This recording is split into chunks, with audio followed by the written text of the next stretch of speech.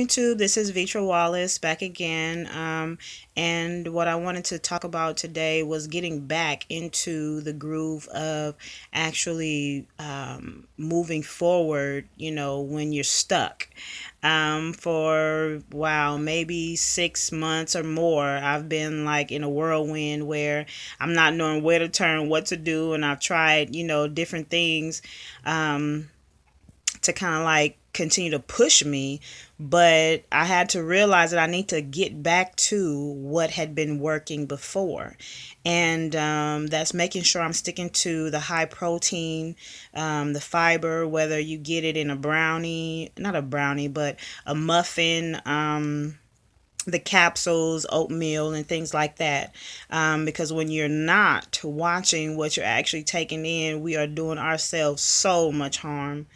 Um, what I have currently had was the duodenal switch, and actually it's been 4 years now. It was in 2012 when I had the surgery, August the 2nd, and I was at 405 at the height of 5'3".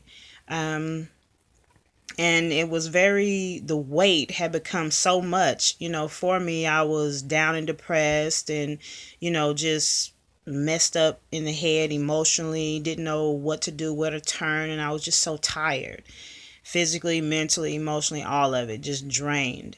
And I had to make sure that, I did something about it, And this switch was the last resort because I have tried so many different ways of eating, crying my eyes out, bulimia,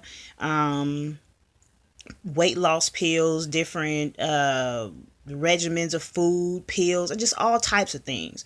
And anyway, I just got fed up and prayed and asked the Lord to show me what to do. And once the surgery way of losing weight had came about, I was just at my wits end with everything. And it was something that was actually suggested 7 years prior, but I wanted to try everything that I could first. And so once the other things didn't work, this is what did.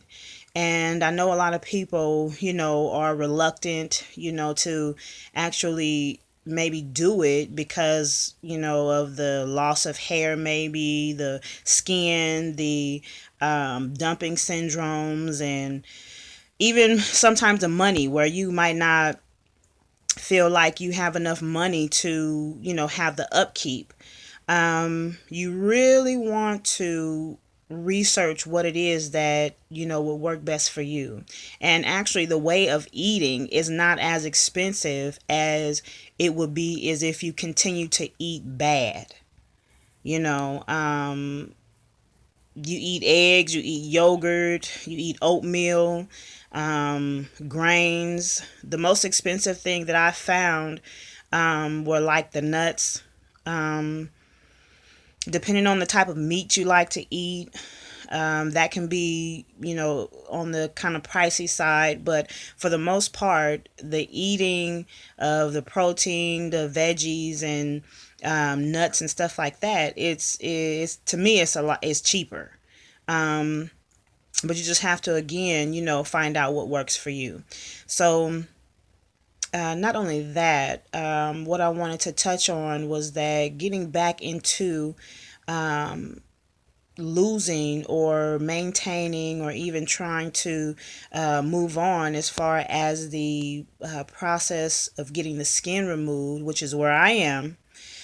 Um, at the end of this journey, as far as the weight loss part is concerned, because you still have to maintain and you still have to, take your vitamins and eat right. It's just the weight portion is where I'm having a problem with right now.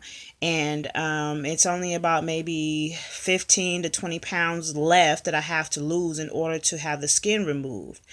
And what Kaiser says is that I have to be at 160 or 65 pounds as a surgical weight so that there are no complications. I'm very frustrated with it. again, it's been hard for me, and what I'm doing right now is going back to what has worked before. And again, it's sticking with the high protein, whether it be yogurt, cottage cheese, the salads. I even add shredded cheese to cottage cheese with a little bit of pepper to, kind of spice it up and make things different, because after so long a time, the stuff just gets boring.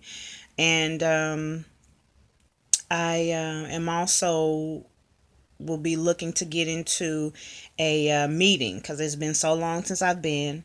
And I just need to stay plugged in, to what it is that, helps me best.